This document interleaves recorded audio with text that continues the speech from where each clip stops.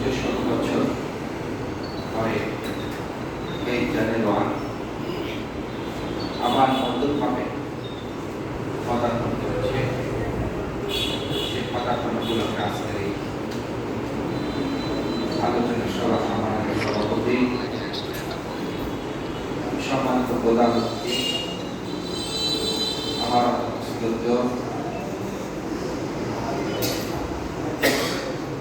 মানুষের অভিভাবক, জেলা পরিষদের সম্মানিত প্রশাসক, জেলা বিএনপির সম্মানিত আহ্বায়ক জনাব গোলাম নবী আলমগীর, বিশেষ অতিথি হিসেবে উপস্থিত রয়েছেন আমার অনেক শ্রদ্ধেয় নন্দনে একটি পরিচিত নাম জেলা বিজেপি সভাপতি জনাব ইসলাম রতন, উপস্থিত রয়েছেন অতিরিক্ত পুলিশ সুপার মহোদয়, আমন্ত্রিত যারা উপস্থিত রয়েছে সকলে এবং আমার সামনে সম্মানিত সাংবাদিকবৃন্দ ও সতীবৃন্দ, আসসালামু আলাইকুম। আসলে গত ১৭ বছরের গল্প কাহিনী যদি আমরা বলি, এটা খুব শেষ। সেটা সাংবাদিকতার উপরে হোক অথবা যে প্রতিষ্ঠানের উপরে, প্রতিটা প্রতিষ্ঠানে সাংবাদিকদের বাক স্বাধীনতা বলতে কিছু কোনোটাই ছিল। আমরা দৃঢ়তার সাথে বলতে পারি ১২ তারিখের নির্বাচনের মধ্য দিয়ে বিএনপি ক্ষমতায় আসে। এই ভোলা প্রেস ক্লাবে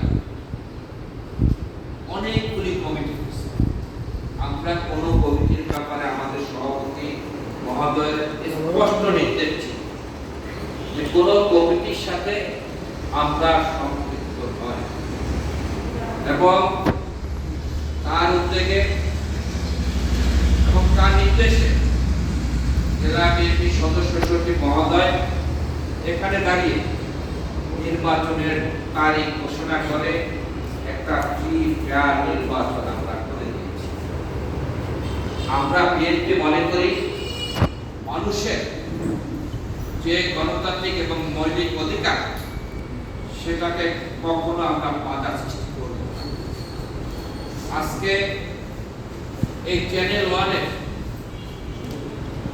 যিনি সত্ত্বাধিকারী, তিনি 18টি বছর অন্যায়ভাবে কারাভোগ করেছে এবং কি অমানবিক কারাভোগ করতে হয়েছে, সেটা ভোলার রাজনীতির সাথে যারা সম্পৃক্ত সকলে অবৈধ। তারপরও কালকে আমি ওনার প্রেস কনফারেন্সটা দেখেছি, উনি স্পষ্ট বলেছে আমরা এই সাংবাদিকতার জগতে আমরা নিরপেক্ষ থেকে আমরা সকল কিছু ঊর্ধ্বে থেকে আমরা সংবাদ পরিবেশন করব। আমরা চাই, আমরা পিছনে ফিরে দিতে চাই, পিছন নিয়ে পর্যালোচনা করতে চাই আগামী দিনগুলিতে কিভাবে একটি সুন্দর বাংলাদেশ গড়ব। আমাদের মাননীয় প্রধানমন্ত্রী যে কমিটমেন্ট করছে বাংলাদেশ বিনির্মাণের যে পরিকল্পনা, আমরা সেই পরিকল্পনায় এগিয়ে যাব এবং যারা সাংবাদিক রয়েছেন, যারা সংবাদ পরিবেশন করবেন, আপনারা সত্য সাংবাদিক পরিবেশন করবেন। সেই ক্ষেত্রে মাননীয় প্রধানমন্ত্রী তার নির্দেশ হয়েছে, সে যত বড় নেতাই হোক, যদি অন্যায় করে অন্যায়ের বিরুদ্ধে লড়বে। এই আপনাদের কাছে এই প্রত্যাশা ব্যক্ত করে আমি আমার কথা শেষ করছি। আসসালামু আলাইকুম।